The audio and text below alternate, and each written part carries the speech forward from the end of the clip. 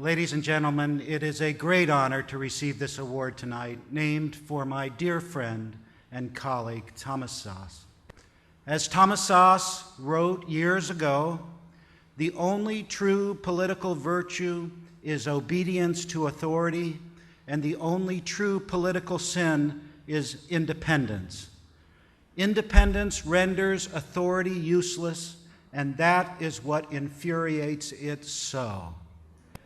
You've undoubtedly been told you're mentally ill for daring to say that the emperor called psychiatry has no clothes, not to mention stupid and unscientific. At least this is what some of my colleagues say about me at one university. So if this is something that has happened to you, I'm here to say that you're not alone. The controversy regarding the myth of mental illness and psychiatry is not about science or medicine, it's about power. When psychiatrists start agreeing with you, well, then perhaps you ought to reconsider your position. Something may be wrong.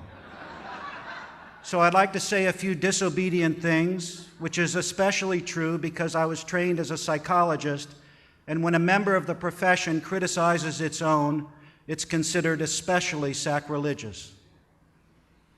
What do we know that is true, that the cult of psychiatry keeps telling us is false?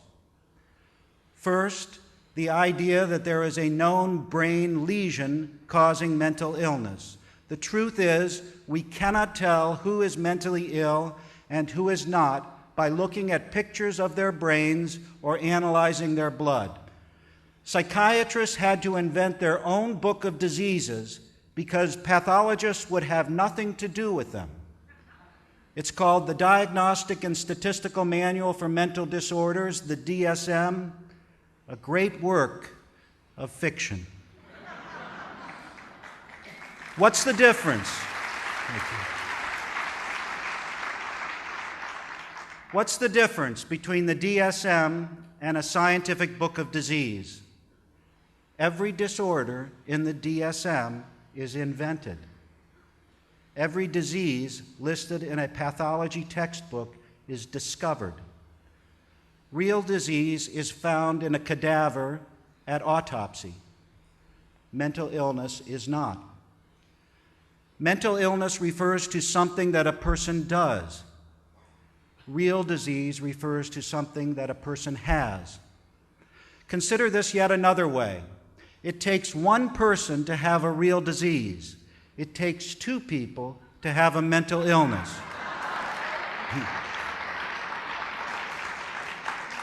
If you're alone on an island, you could develop a real disease like cancer or heart disease, but you cannot develop a mental illness such as hyperactivity or schizophrenia.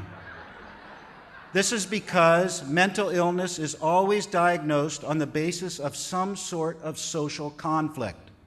When people do something that others find objectionable, they can be diagnosed as mentally ill. If the person doing the diagnosing is more powerful than the person diagnosed, then there is trouble. In this sense, the diagnosis of mental illness is always a weapon. Not so when it comes to diagnosing real disease. Think of how, when people get angry with one another, they inevitably resort to some kind of diagnosis. They say, "You're crazy. You're mentally ill. You're paranoid." Can you imagine somebody getting angry with someone and saying, "You have diabetes. You have Parkinson's disease"? Social conflict has nothing to do with developing a real disease. You don't develop diabetes because someone doesn't like the way you think, speak, or behave. You have to have someone else present to judge that your behavior is morally good or bad in order to have a mental illness. So diagnosis is a weapon, a tool people use against one another, especially when there is some kind of power conflict present. And what of treatment? Treatment for mental illness is punishment. Look at our criminal justice system. When someone commits a crime and a psychiatrist is in the courtroom, a defendant may go to a mental institution instead of a prison. Can you imagine a judge saying, "I sentence you to treatment for your cancer"? I submit to you that psychiatric treatment is worse than prison. For in prison, they don't judge how long people should be deprived of liberty on the basis of what they think about themselves and the world. In a mental institution, of course, this is the case. If you don't think about yourself and the world correctly, you'll be punished longer. Psychiatrists love to say that mental illness is a real disease, just like cancer. The analogy between mental illness and real disease is not reciprocal. It doesn't hold both ways. Having cancer is not like being depressed. We don't shock people who have cancer to make them better, especially if they don't want to be shocked. Consider how melanoma, a deadly form of skin cancer, is a disease here as well as in northern India. If you have melanoma, does it cease to exist if you move to another country, another culture? Of course not. If you're wandering the foothills of the Himalayas and meditating for 15 hours a day, you may very well be called a holy man in India. Take that same person, have him walk across the grounds of the Washington Monument in Washington, D.C., and he's diagnosed a paranoid schizophrenic and committed to a mental hospital. What do you think psychiatrists would do if Jesus were alive today, or Buddha, or Mohammed? Bada bing, right into a mental hospital, injected with drugs to stop their crazy beliefs and speech. Psychiatrists today are the true grand inquisitors. They would crucify the holy men and women of yesterday in an instant. My father was sent from Nazi Germany to America in 1933 when he was about 15 years old. From the time he was sent out of Germany by his family because he was a Jew until his dying day 5 years ago, he had nightmares that the Nazis were persecuting him. He fought against them his whole life, awake and asleep. I used to ask him, "Dad, what were people thinking in Germany back then?